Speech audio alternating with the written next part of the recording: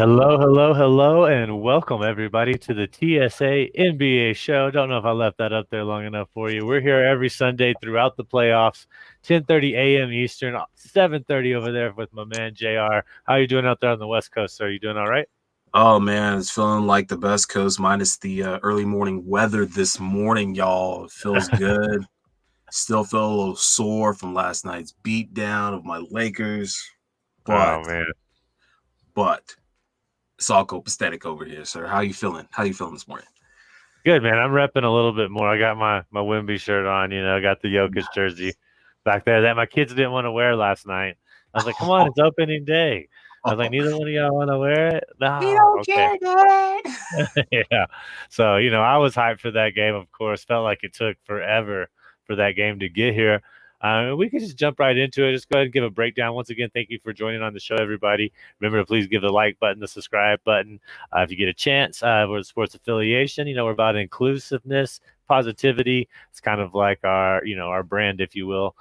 So if you want to get part of that, come let us know. Football's right around the corner. We got the draft coming up. I know Greg and Tip are going to have that show covered from Thursday. I think JC and the gang are trying to do some stuff Friday and Saturday as well. So make sure you come hang out with us during those days. But right now, my man, we're all about basketball over here. At this particular moment, I'm sad that the regular season ended and we're not getting to see certain players that I really enjoy. It's fun to watch Domantas Sabonis. It's when Trae Young's cooking, it was good to watch him. The Rockets were a great story. I'm not so sad about the Warriors, if I'm being honest. But some people are out there, so no disrespect to the Warriors fans, the Dub Nation over there. But just before we break down each game, we're going to bring up the screen. But just initially, what's the first thing that popped out to you across any of these games? It's actually one of the saddest things that I'm thinking about is that there were no surprises yesterday. I mean, when it comes down to playoff basketball, I mean, there's an engine that runs this whole thing and the players that run it on the gears, and they go from that second gear to that third gear and sometimes even that fourth, just depending on what stage we're at. And it was almost as if we could have closed our eyes. We could have said, this give me the top teams, and we would have hit that parlay yesterday, 4 games straight. Every Yeah, top team one chalk. is just hit. So I mean, Yeah, that's what we've seen so far. yeah, it was straight chalk yesterday. I don't know what stuck out the most to me. I went out with the family early in the morning, and I didn't get to see a lot of the Orlando Cleveland game. We spent the pretty much all the morning out. Mm-hmm. But when I came back, I watched a lot of those games. I mean, Joel Embiid coming back. We thought he was done. You watched the end of that game. I mean, I don't feel like the Knicks just blow people away. That's not their No, style of play. no. But to hold off Joel Embiid at the end, he was getting to the free throw line, and then Mm-hmm. Hart, man, Hart, his rebounding line was at 10.5. He's really making a name for himself. I was like, I can't Mm-hmm. take him to get 10.5 rebounds. He got 12 or 11. He got, and then he made those threes late in the game. I just think, I think people underestimate, or we don't talk about the importance of rhythm enough. And man, when you played with somebody since college and you've been successful with somebody since college, and Villanova.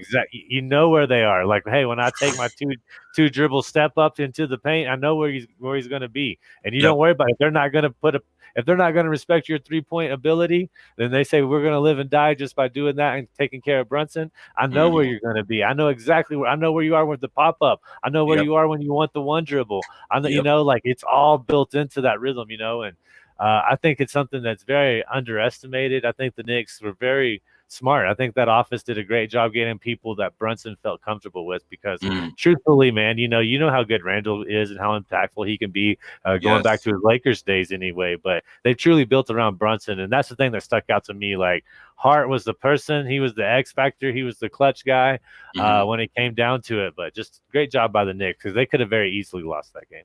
Absolutely. And speaking of this series, I mean, we're talking about two teams whose backbones are essentially indicative upon the health and the performance of their stars.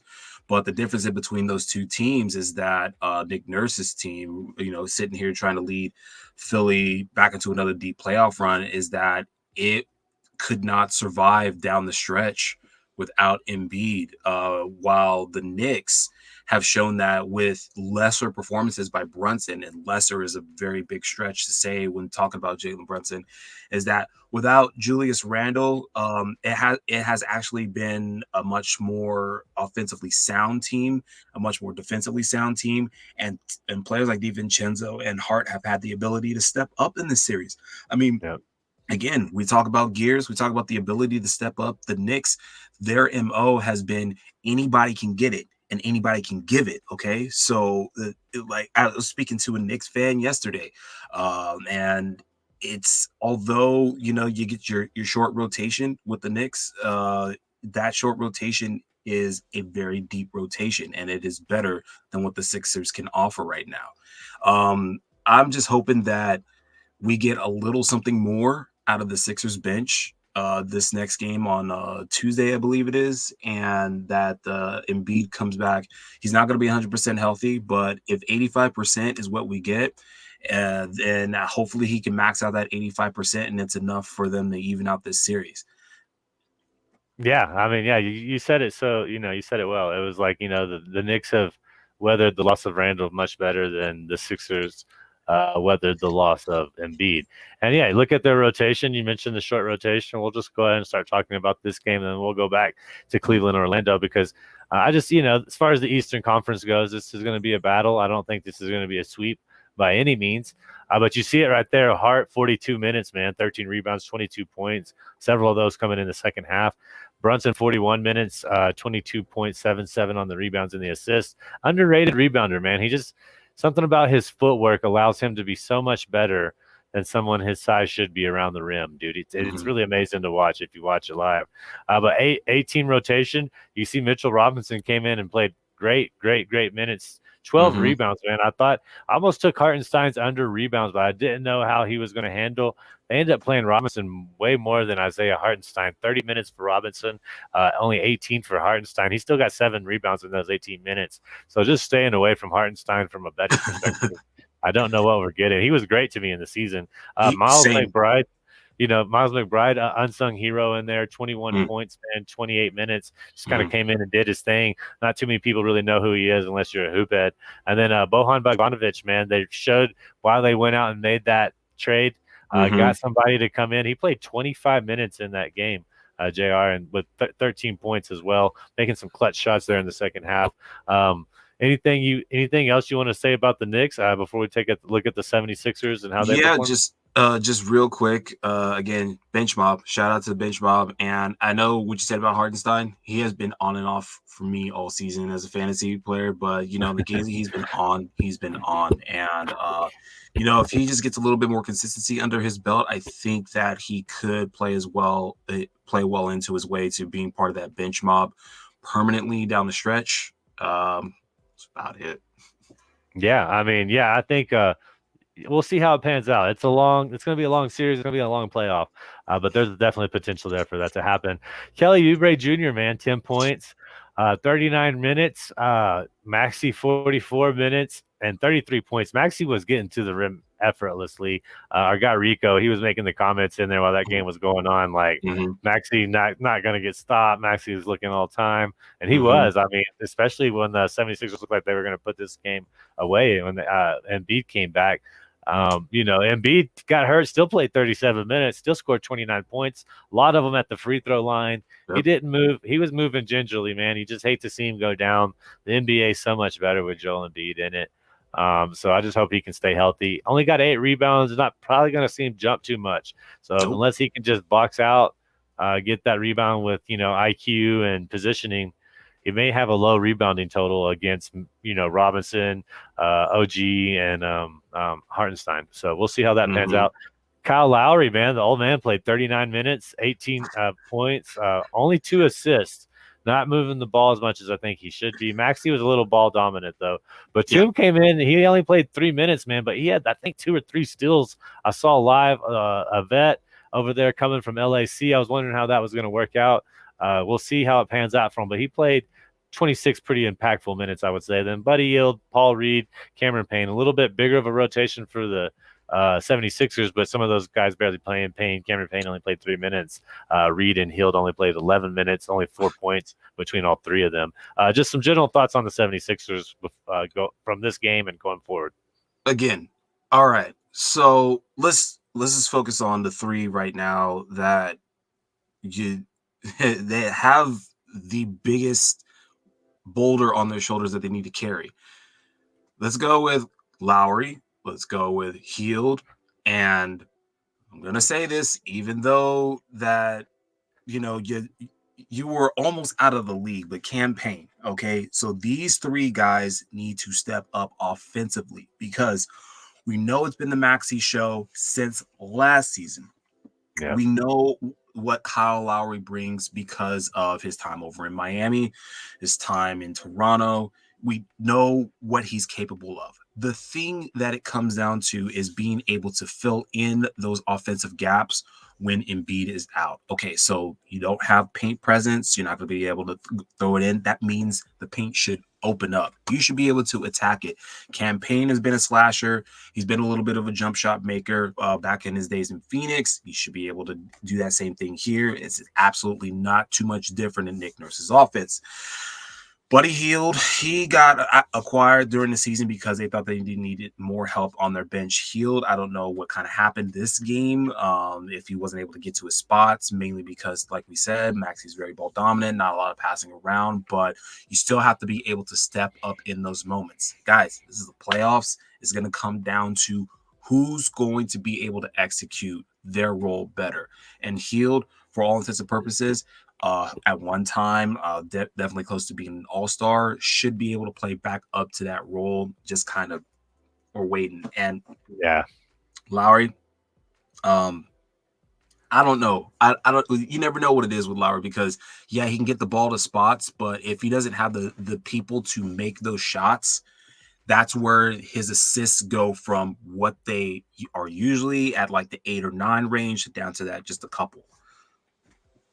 Yeah, I agree. I mean, he's older too. He knows the game. But he's not quite as spry as he used to be, man. So we'll have to see how it pans out in that series. Will the Knicks get wore down by that lack of rotation, or are they just in peak physical cardiovascular shape due to the fact that they've already been playing those minutes? You know what I'm saying? So let's go ahead, and I'm just going to pass it over to you. Just some general thoughts on this game. The floor is yours, and then we'll switch it over to another one after that. All right, so first game of the morning actually tipped off with Cleveland versus Orlando Magic, which I had actually personally picked Magic money line. I had initially anticipated for Cleveland's guard play to get affected by that backcourt rotation. As far as their defense is concerned, Orlando Magic's defense has actually improved in the second half of their season, but it was a complete opposite in the two games that Cleveland actually won in the series for the season. Cleveland actually managed to get out to an early lead and maintain it, which is exactly what happened this game. On the back of Donovan Mitchell's 30, on top of the fact that Strus came out looking absolutely phenomenal and just hitting threes from the jump. If you guys had actually the opportunity to listen or watch this game, and if you were a Cavs fan, you were feeling the buzz from start to finish. Best two things about this Cavs team: when 100% healthy and clicking on all cylinders, this team has the ability to do exactly what they did this game. They could essentially shorten up this entire series if Orlando doesn't manage to find a way to lower their turnover amount and shore up their defense. They need to become a complete shell. They need to start protecting the paint better because Cleveland was getting whatever they wanted from in the end. It was very, very, very hard to watch if you were a Magic fan. As far as it comes down to, I actually picked Orlando in 6 this series. I believe that in the 2 wins that Orlando won, they were on the better half of their season. Although they were against a couple of Cleveland teams that weren't 100% at the time when those games were played, I still believe that the defense of the Magic can carry them through this series. They just need to be able to pay themselves off on that defense by not turning the ball over and giving Cavs more opportunities to score this series. Yeah, I mean they both made 8 3-pointers, so that wasn't a difference. The Cavs had more turnovers. The Cavs just dominated the rebounds, 14 more rebounds, field goal percentage. Orlando just 28 of 86. I think Orlando goes to the free throw line more than any other team, or they're like right up there with the Lakers and the Mm, Suns. And they missed 11 free throws. I mean, if they make 6 more free throws, 89-97. If they make a couple more of their field goals, you're talking about a close game. Although I do know the Cavs kind of took off the gas. Yeah, you got, mm, when you're led by Paulo Banchero and he's only, or Banchero, I guess, if he's only in his second season, I think he did a superb job getting him to this point. We'll mm, just have to see how it plays out. I mean, Jared Allen, 18 rebounds, man. You're going to have to figure out something about that guy, you mm-hmm. know, because you can't let a guy get 18 rebounds out there against you. That means no offensive rebounds essentially is what's happening there. I do have to Um, quickly point out for this series that the disappearance of Franz Wagner has been an absolute masterpiece to show how you can make a player disappear for the second half of the season. Because although he did get a couple of points, he did start the scoring for the Orlando Magic. These guys score in the paint. That's where you see yep. the high free throw amounts as far as the team for the season. They score in the paint, but Franz Wagner went from being essentially the East Coast Domantas Sabonis to almost in the level of Isaiah Hartenstein, if I would like to have Yeah, that comparison. yeah, So he's definitely going to have to step up. This team is full of on ball dominant players. They don't shoot a lot of jump shots. They attack yeah. the paint relentlessly. But if you're going to attack the paint against a guy like Jared Allen, who we have known to be a defensive stalwart in the paint, along with I believe Evan Mobley also played this game. Yeah, he did. He had over Yeah, 10 rebounds too. yeah, He had he was absolutely insane. Like if you're gonna attack these guys going downhill, you're gonna have to be you gotta be better with the ball. That's yeah, just what it comes exactly. down to.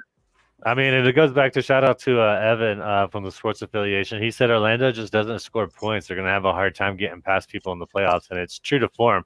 They did a great job defensively. They held the Cavs to 20 points in the second quarter, 20 points in the third quarter. The problem is Mm, they only scored 17 and 15, so that's mm-hmm. just not going to get it done. Let's go to what was a good game, a game that I picked the under and the total, and I got on the hook, man. They got me on the hook on the total, man. I don't see how sports books do that, bro. It blows my mind. I'm not a fan of it when I lose by the hook on the total. But let's bring this Yeah. back up to the screen here because I do want to talk about this game some. Mm-hmm. Sorry if it makes the screen a little smaller for you. If you want to just follow along with this on Google, go ahead. And like I said, if you just want to get a comment in here, go ahead and get it on there. We got one. JC, thanks for tuning in, my man. Wilson No Juke. My man Ant is a legit beast. Yeah, he is. I mean, let's talk about that beast a little, JR. Let me go back to the other screen myself so I can just look at some stats right here. Let's look at the stats first, then we'll go look at his individual total. 40, 44, 50% field goal making from the Timberwolves. 12 3-pointers, not anything special. 20 of 22 from the field goal. Okay, that's the same as the Suns. Where does it happen? About the same amount of turnovers, about the same amount of steals. Look at that blocking. Look at that rebounding difference right there, JR. 52 to 28. They almost doubled them. You got a 7-footer in Kevin Durant. You got Yusuf Nurkic, which everybody likes to build up during the regular season. And I've yet, if you told me give me Nurkic's best playoff highlight, I wouldn't even be able to tell you, man. I mean, no disrespect to Portland and those guys, but you can't let that happen. 52 to 28. I mean, yeah, 52 to 28. That's just pathetic. Rudy Gobert's great, but I mean, come on now. He's not that great. Yeah. And look right here, I'll pass it off to you about Anthony Edwards. Let's get started about him, man. 36 minutes, 33 points, 9 rebounds, 6 assists. Almost had a double-double, man. Probably one of his best playoff performances. He's him. I think Ant is one of the best USA-born players, if not the best USA-born player. But what are your thoughts on this game and Anthony Edwards? First of all, Michael Jordan, you ain't slick. We see one of your 13 kids in here. He got the DNA. You just changed his last name. That's very, very good job. Okay. You hit him. He's coming out. There's not much more that you can do about it. He's next. Okay. He's proving that you don't need to have 2 or 3 offensively dominant players in order to succeed. You need 1 point of attack that can get you at least 30, and then have everyone else do at least a little bit. When you have someone that can rebound really well and defend really well, and Rudy Gobert, cool. You got a good bench mob and guys like Nas Reed that can step in when Karl Anthony Towns is available. Good. Perfect. So all you got to do is say, hey, everyone else do your job. I got the rest and I'll carry it the rest of the way. The highlights are absolutely insane with Anthony Edwards. You just hope that he stays 100% healthy. Minnesota probably got this. Some insane moment happened. I was probably playing around with my daughters, some kids at the time like that. I picked the Suns to win in 7 because anything can happen. But considering that you see the breakdown of everything that happened in this game, Kevin Durant just does not have. He doesn't have. If Kevin Durant had the personnel of Minnesota, this would be a wrap. That would be the playoffs. There would be no point in betting against Minnesota. Minnesota was one of the best defenses this entire season, one of the best scoring teams this entire season offensively, one of the best offensively efficient teams this entire season, and it's because of how they score. They don't waste buckets. They turn you over and turn those turnovers into points. That is the difference in between Phoenix and Minnesota. It comes down to execution. You saw Minnesota from the jump of what they've been all season. Phoenix is still trying to figure it out. Yeah, I mean, Phoenix gets a lot of hype. They came in as kind of one of the favorites, and the truth is this team's built really well. Like, say what you want. Tim Conley, man, general manager of the Minnesota Timberwolves, he came from Denver, man. He pretty much drafted what you see in Denver. Michael Porter Jr., Jamal Murray, Nikola Jokic. So he drafted all that, and you can see that this team is built for Denver. Who people aren't going to talk about in this game is Jaden McDaniels. And man, is he one of the best perimeter defenders in this league, in association? He might be my best perimeter defender in the association. And no disrespect to the SGA, who has the most steals. No disrespect to KCP, who can lock down just about anybody. Averages over a steal a game. McDaniels just had this. Booker. What did Booker get? Let's go look. I think when he was matched up against somebody, their points were drastically low, and he was mainly matched up against Booker. He only managed 18. I don't have his field goal percentage up, but I don't think it was that great. The Timberwolves play great defense. I thought it was disrespectful how everybody just had the Suns going, even though the Timberwolves were consistently the top 4 team in the association all season long. All season long. True. Number one, probably number 1 in the Western Conference longer than any team. Throughout the year. Rudy Gobert, 16 rebounds. That was a successful wager for me. His line was at 12.5. He's just been a rebounding machine. He's not letting anybody get near the rim. I think that the talk of Victor Wembanyama and people saying, well, Wemby deserves the Defensive Player of the Year. I think he just was asked to do more. And now, with Ant coming back, Rudy Gobert can kind of go back to doing what he does best. I mean, had more rebounds than points, played 37 minutes. He's always been in great cardiovascular shape. Now, I did see, KD worked him a few times. KD got to the mid-game, worked him, just what KD does. But I think Gobert's, the combination of McDaniels, Gobert, and, Anthony Edwards, man, he's just like a Rottweiler, bro. Like, he's out there on the perimeter. He's not giving you an inch of space. You screen him, I'm going to be right on top of it. That's fine. I'm going to go through that screen and I'm going to be on top of it. And I'm still going to be on you.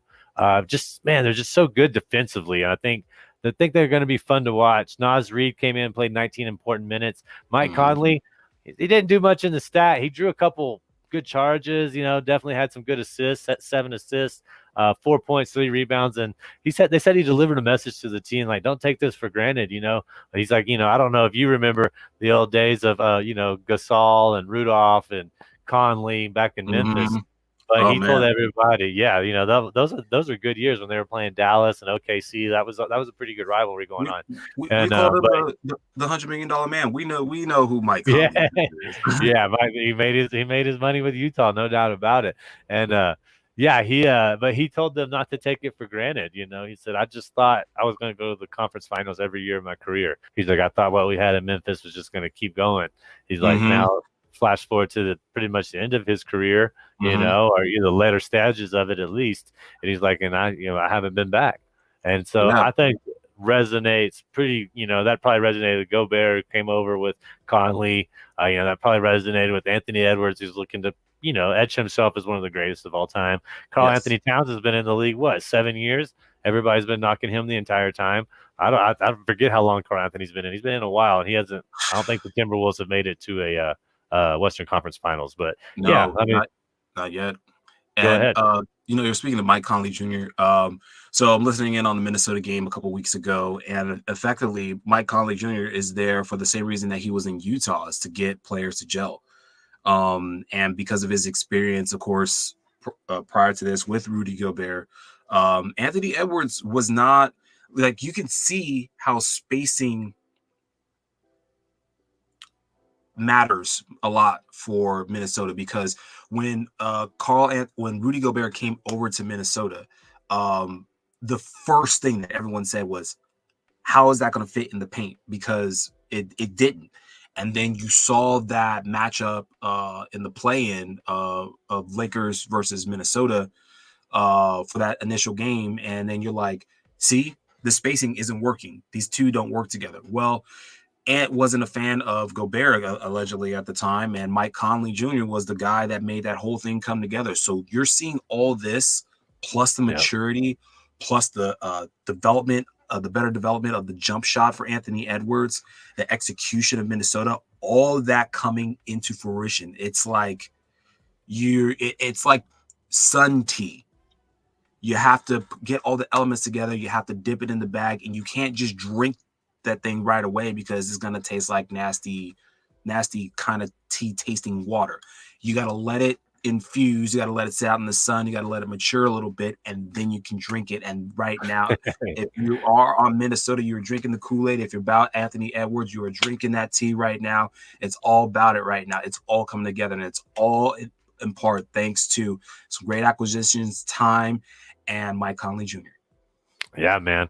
Well, let's go ahead and get to the primetime game. And we're at about 27 and a half minutes. So thank y'all for joining. If you're on X, Facebook, YouTube, just thank you for watching and participating. Do you have any questions about the games today? Any comments about the games yesterday? Get them in there. We'll get to them. Let's get to the primetime game, my man, because we're going to try to cap this off at about 10 minutes. We'll see how it goes. And let's just go ahead. I'll just bring it up full screen so we can all see it nice and well. 114 to 103. Dallas Mavericks or Denver Nuggets defense taking over in the second half. You can see a pretty great first half right there take place by Los Angeles. They had it going on. Second half, they only scored 18 points in the third quarter, allowed 32 by the Denver Nuggets, and then they 25-25. So you can really say this game came down to that third quarter.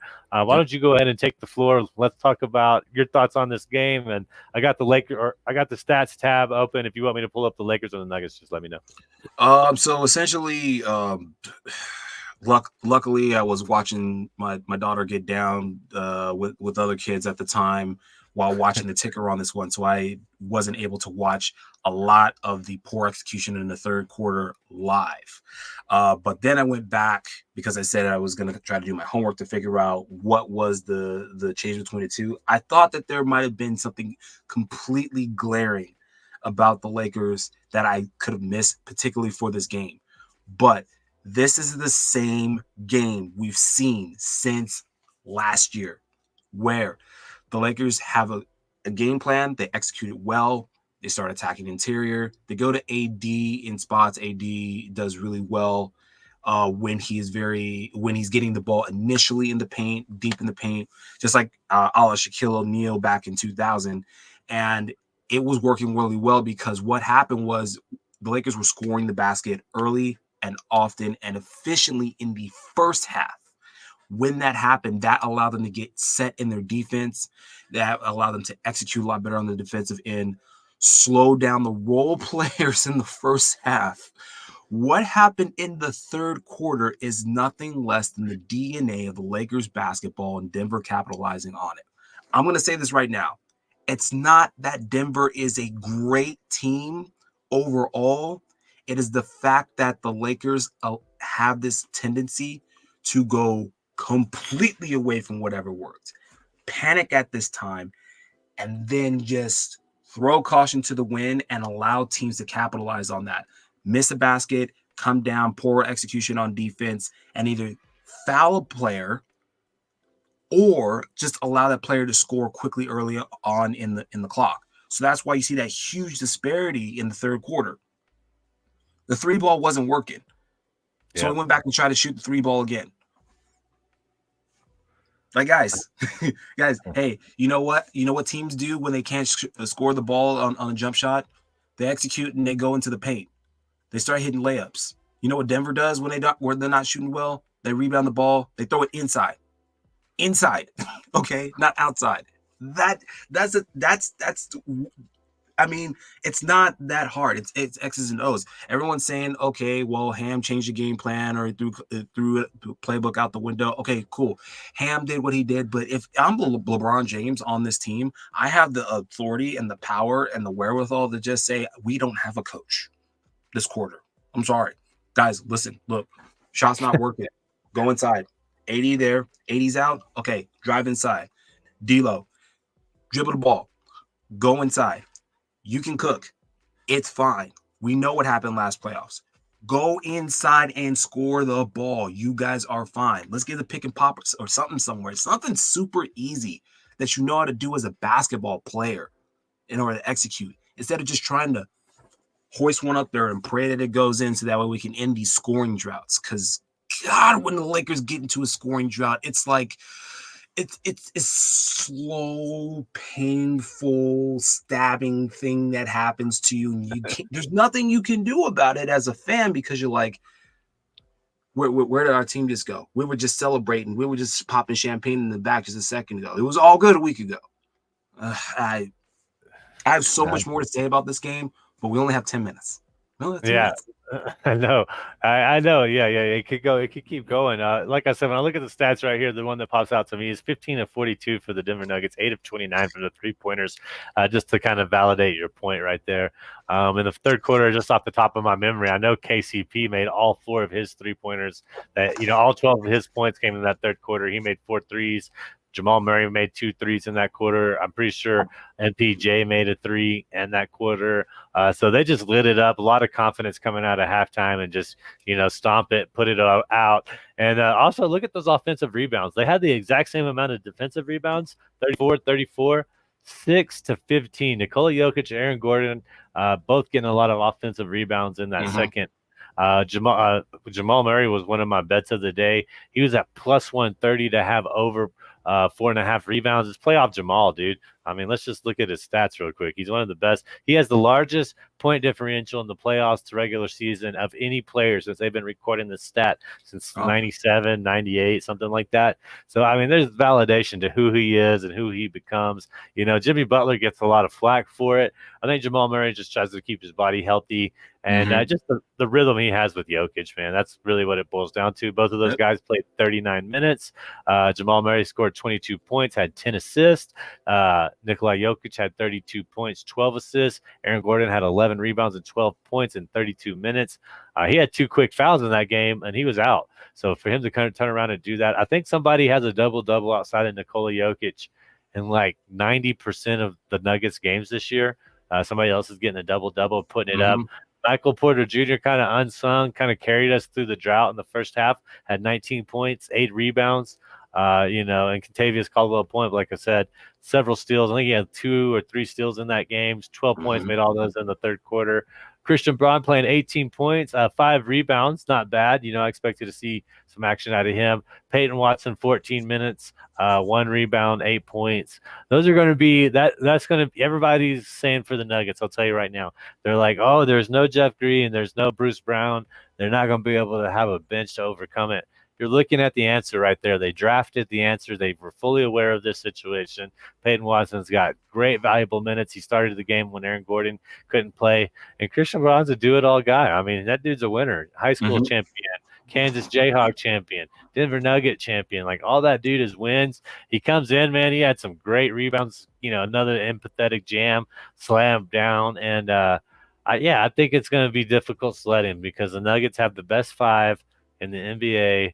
And Christian Bond and Peyton Watson, they're good. They may not be great, but they're good. They can come in and play minutes. And then Reggie Jackson says he played 9 minutes. I felt like he played way more than that. He was very all over the court. Even DeAndre Jordan coming in, giving Mm-hmm. Jokic some rest. I mean, Jordan Yep. looked pretty bad defensively. I'm not gonna lie. Watching that game, he was flat-footed.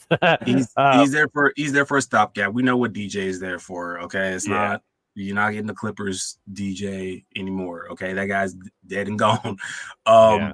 I But he got a did have question for you. So I was going through and I was doing some thinking throughout our season, our series together throughout the season. And it just comes out to this one question: if you could pick one way to beat your team to defeat the Nuggets, what's the way to do that? Man, have a good center. I think that's what it boils down to. The games I see them be in trouble, like they have a little bit of trouble with the Suns, but the Kings, when Sabonis was on, and I don't know if he's just doing that to kind of have like because he's a Jokic guy and he credits Jokic a lot for everything.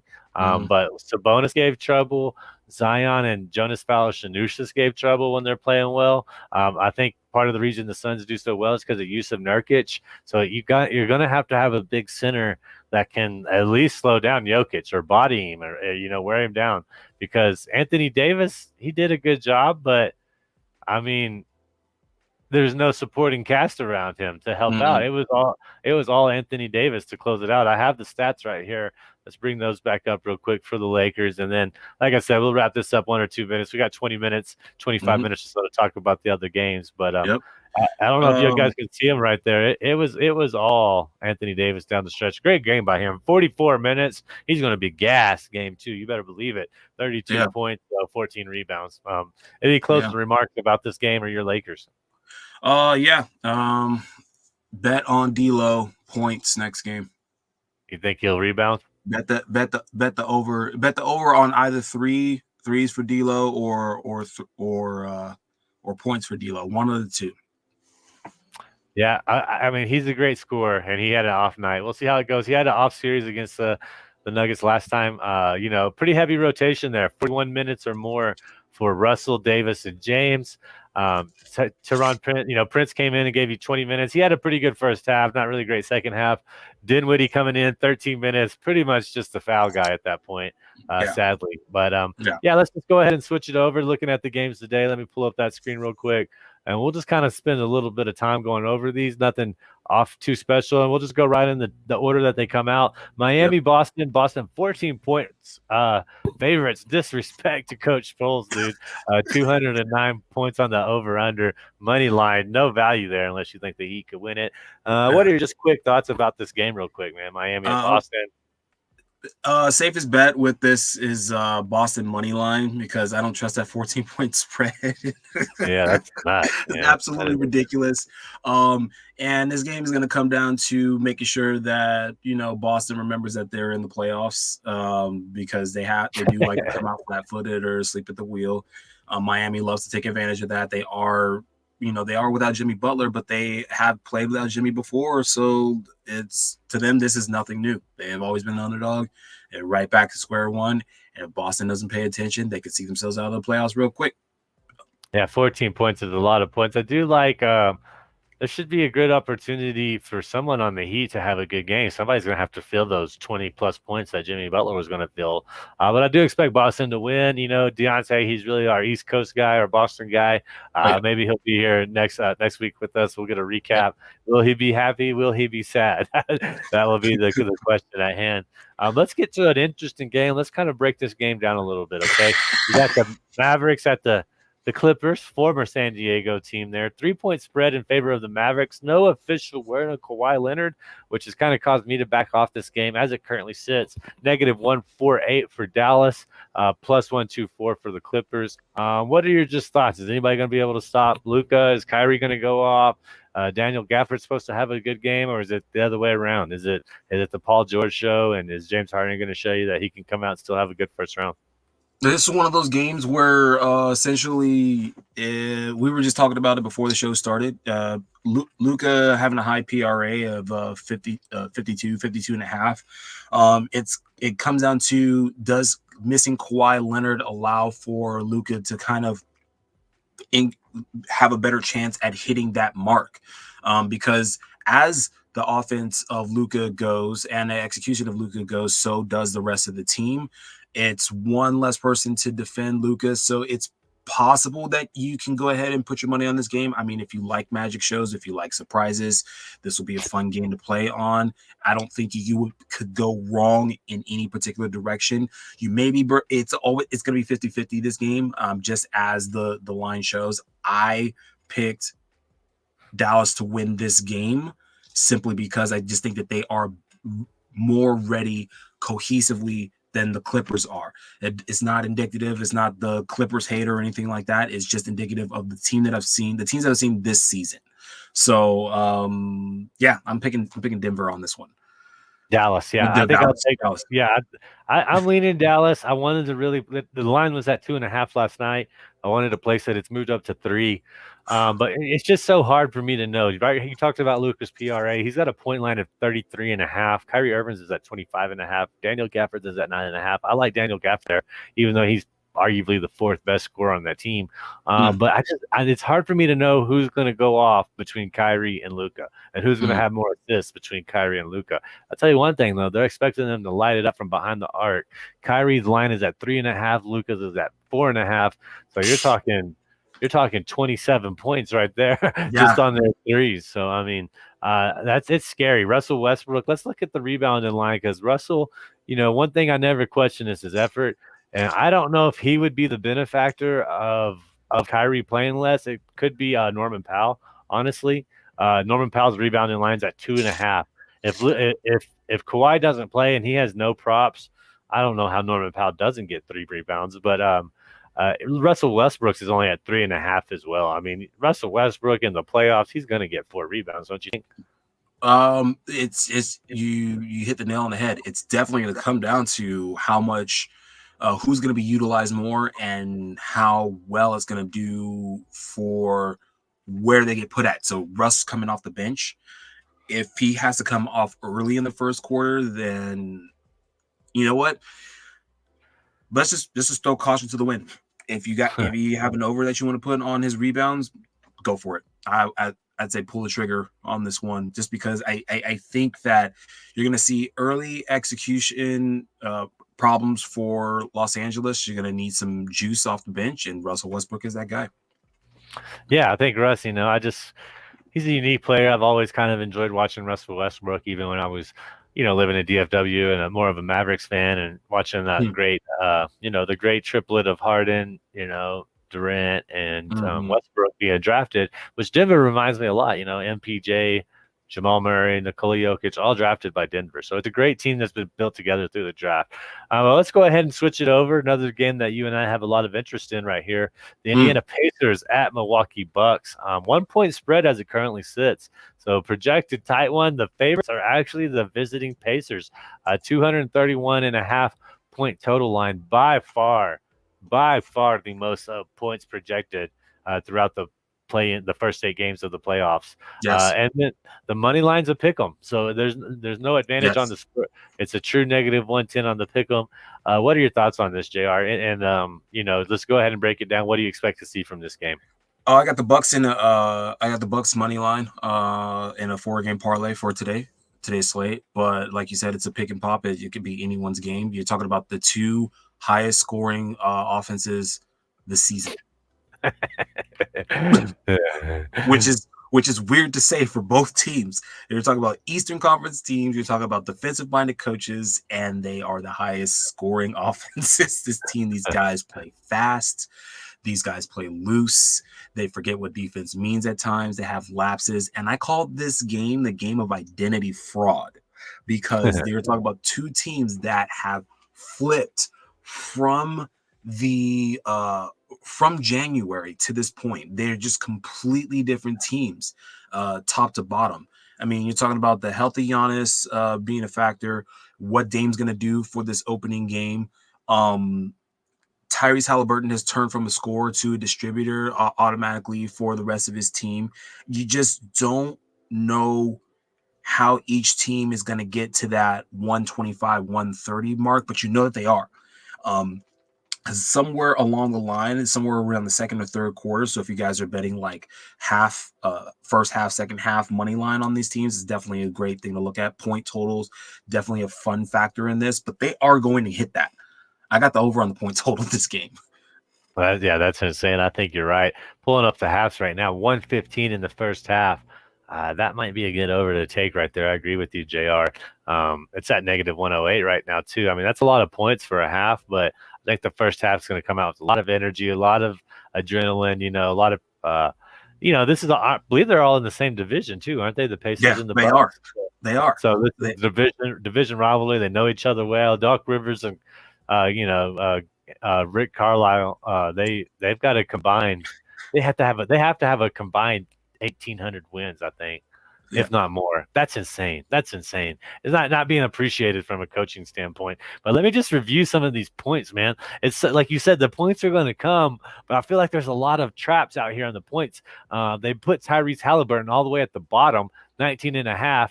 You got Pascal Siakam, 22.5, Miles Turner, 16.5, Chris Middleton at 20.5. I mean, he's going to have to be the guy this series. I mean, point blank and simple. I think Bobby Portis is good. I like Bobby Portis over 17.5. He comes in, he does this thing. He's the man when he's in there. Regardless, you got Brook Lopez at 13.5. You got Damian Lillard at a 28.5, and I don't know who Damian Lillard is from one game to the other. I can tell you right now, he's not happy. That you could just see it. He's not somebody hiding that at all. He's got a lot of personal stuff he's going through, which I just stick to basketball. But I can tell he's just not being happy in Milwaukee. Can he go out and put 29 points? You just never know. I don't know who that is. And like I said, let's see, Malik Beasley 7.5. If you think he can turn it on. So there's a TJ McConnell 11.5 out there on the point line. Do any of those kind of stick out to you? Okay, so we're gonna go back down the line real quick. Dame for 28.5, it seems good because they're gonna need that at least. Again, Indiana's gonna come out scoring a lot, and Dame's gonna turn from quickly. He's gonna turn from that distributor to that scorer, and he can do it in the playoffs. Definitely capable of getting 29. I strongly believe in that. Even if he struggles to get that, and the team struggles together, Dame over 28, I'm good with that. I'm not good with Tyrese Halliburton at 19 because I just mentioned it earlier in the show. Facilitator, before, he could be a good scorer, but again, with the acquisition of Pascal Siakam down the line, it's been more of Tyrese Halliburton has been like, okay, I'll defer to you, which he's not supposed to be doing that. He's supposed to be the guy on this team. This is a guy that used to average 30 points at the beginning of the season. So I would take the chance and bet the under on Halliburton points today. Yeah, I agree with you. I kind of like that as well. And because he's become more of a true point guard. Facilitating the ball. You can see who has, or you could see who I've been on. I bet this person probably most since the All-Star break is Pascal Siakam. He's projected leading point scorers, projected rebounding leader for the Pacers. They have that line a little high. I think he's going to get about 22, 23 points. I really do. I think he'll get about anywhere from 7 to 10 rebounds. He's always on double watch.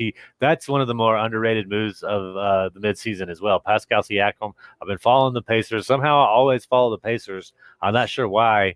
It's just a team that's always kind of decently good, and the odds seem pretty good. So for some reason, I feel like since Paul George days, I've been kind of somehow associated with the Pacers. And I don't know how that'll pan out, but I think it's going to be a great game. You and I, we said it on the show last week. I said I think that the 76ers get the number 2 seed and beat the Knicks, and I think the Pacers, get the 6th seed and they take out the Bucks, and that was prior to Giannis being out. I'm still holding my ground on there. What are your thoughts on this game and this series? So I have. Let me just make sure that I have this right, so that way I don't misquote myself, because then someone will say, "No, that's not what you had." I had. I'm gonna bring this up too. I'm gonna put this up. I just posted this. Okay, so I had. I'm gonna say I had Pacers coming out of this series. Yeah, I had Pacers in 6 on this series. Simply because I don't trust. I really do not trust the Bucks on this. Ever since they changed coaches, they've why not accept the identity that you have no defense? You trade I like mean, yeah, just roll with it. you traded Drew. It's fine. Or Drew's gone. You got rid of Grayson. Okay, yeah, you have no defense. Accept it. Swallow the pill and move on and be the top offense all season and make teams chase you. It was working. So you might be a little bit tired at the end. Yeah, you have to score 40, 45 as a player if you're Giannis, or 40, 45 if you're Dame, and you're trying to figure out who's going to get it. But you guys don't collectively defend. You guys don't have a bunch of Bobby Portises on your team. You guys don't have a 100% healthy Chris Middleton all season long. This is what it always comes down to in this part of the NBA season. You guys are always missing one of those factors every single time, no matter what your identity is. Keep your coach, keep it pushing, and go kill it. I don't trust them as an organization right now to be able to complete a series against Indiana. I'm taking Indiana on this one. Yeah, Rick Carlisle, like I said, good coach. I think the only time I've seen him smile is when the Mavericks won the championship. He's always looking for something to critique and correct, and it's Yeah, just the versus us. I remember that series. Jets. yeah, Jet man. He's got the Jet jersey packed away. It's my one and only Mavericks jersey. But I'm trying to get what I'm trying to do over here is get our DFS loaded. We're gonna Yep. get to that before we get out of here. It's a little hard. Mhm. I can't figure it out. But what we're gonna do is we got one more game to talk about. So let's just Yep. go ahead and bring it up. I'm down. Another expected blowout, my friend. Do you have any expectations? I'm as the day progresses, I'm probably gonna lay a same game parlay or just a straight bet because I think it's a bit disrespectful at 8.5. I think it's gone down. Actually, I think it was at 9.5 last night, and I was like, man, I don't know if the Thunder are going to win by 10, But what are your thoughts on this game? 8.5 point spread for the Thunder, 215.5 points for the over under, and then negative 355 for the Thunder. And if you feel like the Pelicans got a chance, plus 280 on the money line. Just what are your thoughts on this game, JR? So I'm staying away from this game. I'm staying away from this game because I have absolutely no idea who OKC is going to be. This is the division game. These two teams have played each other this season. I don't know the series right now. I do know that health has always been a factor in every single one of these games. And that what it comes down to is a wait and see. I want to see how this game gets executed down the stretch. Is OKC going to give up a double-digit lead down the stretch? I see what you mean as far as the spread, as far as 8 is concerned, 7.5. It basically will come down to is OKC gonna execute and be that first place team that we know them to be? Is the defense that has developed gonna carry them all the way through the game, or are they gonna do what everyone thinks they're gonna do, is be this youthful team which they forget how to play during the second half of this game, let that lead shrink, and you're gonna need some heroics from SGA in order to bail them out this game. I'm staying all the way away from this game, so that's where I'm at right now. Hey man, I do want to throw out a bet. Jonas Valanciunas, man. I just, the veteran dude. If we've seen the film, we've watched Chet Holmgren. Great year. I think he's had a fantastic second year. It's really difficult for me to call somebody that gets to hang out with their players, their coaches, go to practices, go participate later in the year. It's And really call hard him for a me to rookie. call. Yeah, it's And call hard him for a me to rookie. hard to call me a rookie. When you're a rookie, you don't know your teammate's number. You don't know the personality of the people. You don't know where they are on the court. You get that whole year experience of being on the bench. You just because somebody's redshirted, that doesn't mean they're not part of the team. You know what I'm saying? Like that just doesn't make sense to me. But I want to talk real quick about this bet, and then we'll build this DFS lineup because Chet Holmgren's had a great year, but we've seen he had trouble with big man, dude. That's just point blank simple. No two ways about it. If there's a big guy on the court, he's going to have trouble with it. Yep. See, I don't know why I didn't pull up, but his double-double line was at, I believe, plus – there it is, triple-double, double-double. There it is, Jonas Valanciunas plus 160, man. He's played. They pretty much rested him for the playoffs. Now with Zion out, he's having to play more. He had to play 20 minutes against the Lakers, and he still got 10 rebounds in that game Mhm. in the play-in. And then he had to play 27 minutes against the Sacramento Kings, and he got 12 rebounds against the leading rebounder back-to-back years, Yeah. Domantas Sabonis. He got Yes. 12 rebounds against Sabonis. Yes. They're both Lithuanian. There's like a little bit of internal competition between them two, but Jonas is he's gonna bully. He's gonna just bully Chet Holmgren out. Now Chet Holmgren could have a better scoring night. Chet Holmgren might have a great night as well. But Jonas is gonna play he's gonna play 27, 28 minutes. And if he's played more than 24 minutes, he's been pretty gold on getting his 10 rebounds. Okay. So I think the 10 rebounds will be there. I think there'll be some offensive putbacks from CJ McCollum and Trey Murphy shooting some long threes. I think Jonas might get a couple of those back, or just some simple shots from BI rolling off the rim as he gets in rhythm. I think the double-double's in play at 160. You got to sprinkle a little bit on that. I was gonna say you might want to go ahead and put that down. It's just going to depend on the speed of the game because Jonas does not play downhill very well. If CJ can somehow slow the ball down, slow the game down, and get the Pelicans to execute this game, he eats on that. Yeah, we'll see. I just think it comes down to the minutes, man. If he does it, our guy Evan saying 11.5 point line, 8.5 rebound line. Why not take the 10 and 10? Yeah, just get it. That smart betting is something Evan and I talked about a long time ago. Like when I very first started betting, I've always liked centers, man. Just to kind of wrap it up, and we're gonna build a DFS lineup here. Anything else you want to talk about, we'll do as well, Jr. But when I grew up out in the middle of rural nowhere, dude, so playing on Caliche Court, I was always playing against like Hakeem Olajuwon, Sean Kemp, David Robinson, Patrick Ewing, Lonzo Mourning, Larry Johnson. Like I was never manned up against a point guard in my mind, so I was always working up the post game. I've always been, an appreciation of like the big guys, and that's one thing you see a lot with centers. Their rebounding line can be 9.5 at negative odds, but their double line will be at, a little at plus odds just for them to get those same 10 rebounds at 10 points. Jonas he's got great scorers around him. CJ McCollum, Brandon Ingram, Trey Murphy, all those guys are going to score. They're going to put up their points. Even Alvarado, when he comes in, he's going to put in his points. But I do think he has a mismatch with Chet Holmgren. Okay, so any other thoughts about the games today? And then I tried to bring up the DFS screen for us to look at, but we're just going to have to build it on my phone. And I'll read you out some prices, but I don't like to worry about prices. Let's just build it about guys we think are going to have good games because that's how you win fantasy. Every game today, again, although there were no surprises yesterday, if there are any surprises today, the biggest one for us is going to be that Dallas Los Angeles Clippers game. It's just going to come down to execution for everybody, so you can execute better. So I would highly suggest everyone peek in. You don't have to watch every game, but peek in on every game so that way you can kind of get an idea of how the playoffs are being set. We already got one first half. We need to get the second half, and we'll wrap it all up.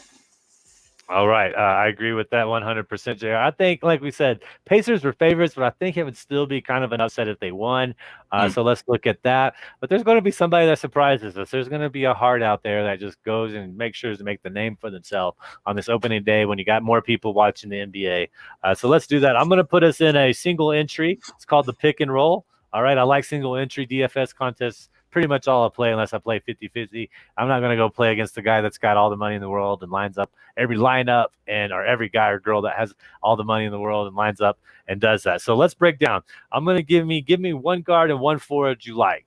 Just no price involvement. We'll just get that settled. One guard that I'm going to get, let's go ahead and get let's get SGA if you can afford it up front. If you're looking for someone, if you're dumpster diving, if you're looking for someone of value, TJ McConnell would be actually a good one to go pick up right now. As far as the forward is concerned, I mean, we talked about it earlier. Pascal probably might be a good pickup right there. And then one more forward. I don't know because he's listed at the center position, but center forward as far as value, Valanciunas would be a good one for today to go Yeah, for. I was gonna load up on him, so I went ahead and put SGA in. He's $4,000 cheaper than Luka Doncic, actually about 3,000 and some change. So we went ahead and locked him up in the lineup. I like Siakam. The question is, do you want to run him as our small forward or power forward? Where do you think you think there's more options as a kind of a guardish forward, or do you think there's more options with more of a rebounding forward? Yeah, as a guardish forward, honestly, because we were talking about his points earlier. We know that he's going to be the de facto scorer. We're not talking about him rebounding. We're not talking about him defending. Those aren't where that's not where you're going to get your value. Go ahead and get your value in the offensive production. Put him in a small forward position.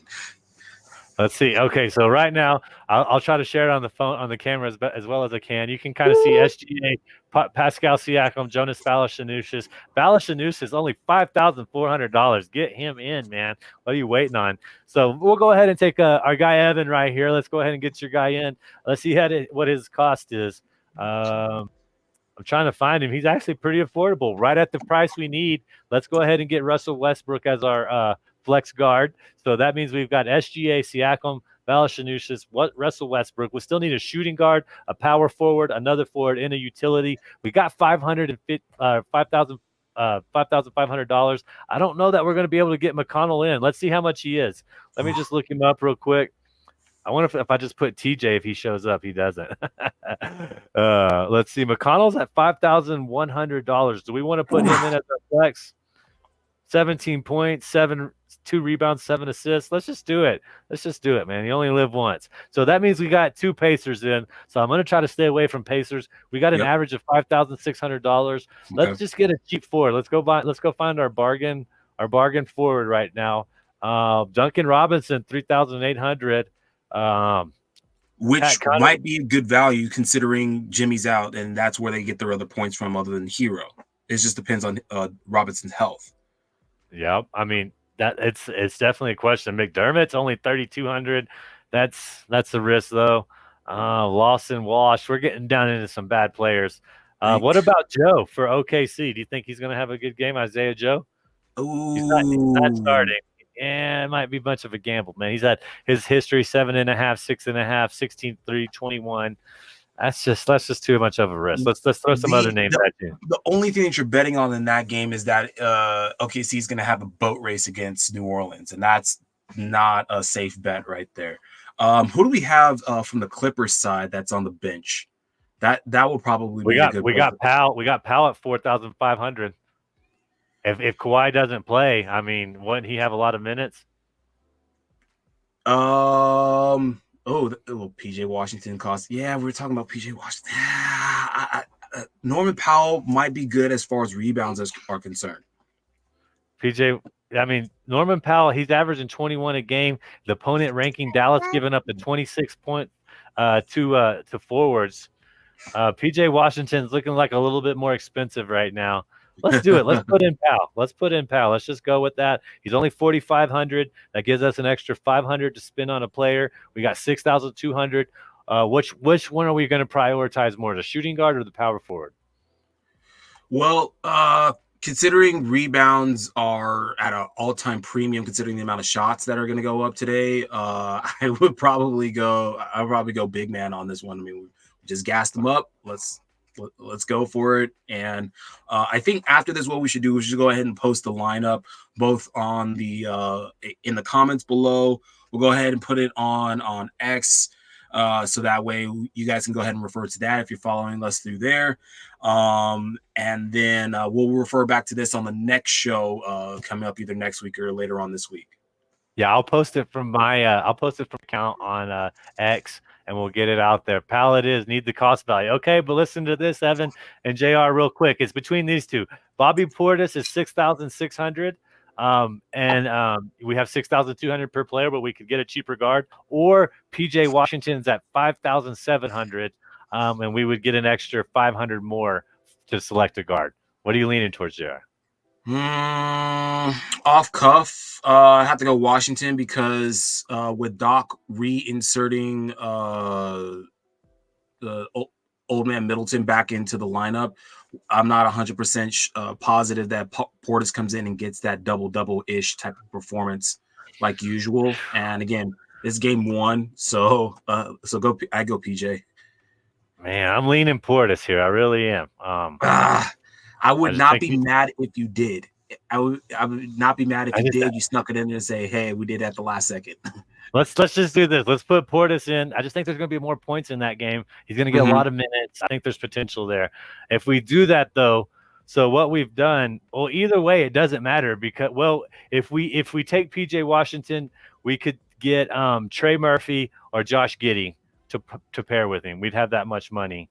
If Trey Murphy. If we don't, here are our options: Tim Hardaway, Naismith, Hauser, Beasley, Beverly. What do you think? Is it too much? Are we giving up too much? Would we rather have Trey Murphy, or I'd rather have Trey Murphy for threes. Trey Murphy threes are okay. All right. Well, we'll do that then. This is a team build. We'll go back. I think we still have enough. Yeah, we still got enough for PJ Washington. We got $200 left over, which that's what you want when you're building a single lineup right there, okay? I like Portis too. Evan saying he likes Portis, but, man, we put PJ Washington in. We went with the original idea there, Evan, with PJ Washington. So let me read it off. Here we go. That's what he says. PJ of Trey and PJ either way.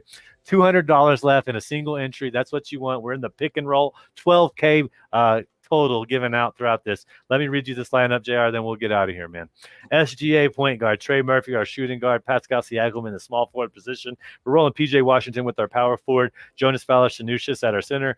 We got Russell Westbrook as our flex guard. We have Norman Powell, so Clipper combo in the flex right there for our flex forward, and then TJ McConnell in our utility position for Indiana. Anything you don't like about that?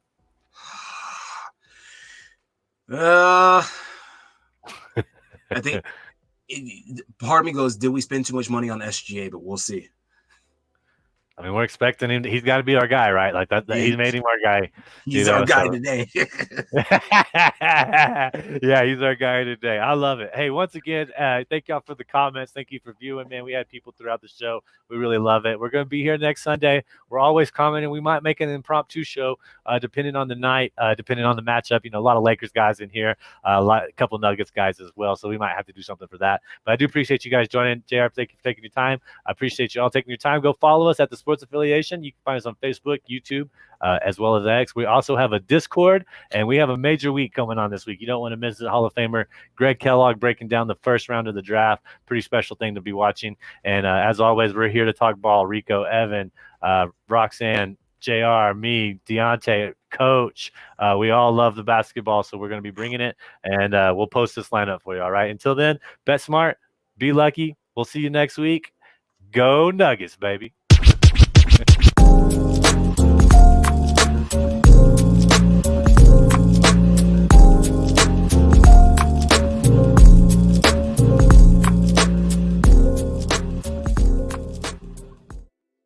They did it again.